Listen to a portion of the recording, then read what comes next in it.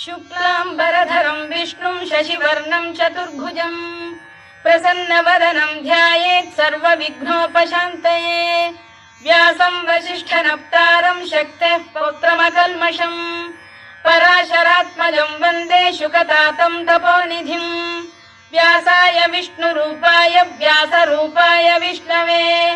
नमो वै ब्रह्मनिधये वासिष्ठाय नमो नमः अविकाराय शुद्धाय नित्याय परमात्मने सदैकरूपरूपाय विष्णवे सर्वजिष्णवे यस्य स्मरणमात्रेण जन्म संसारबन्धनात् विमुच्यते नमस्तस्मै विष्णवे प्रभविष्णवे ॐ नमो विष्णवे प्रभविष्णवे श्रीवैशम्पायन उवाच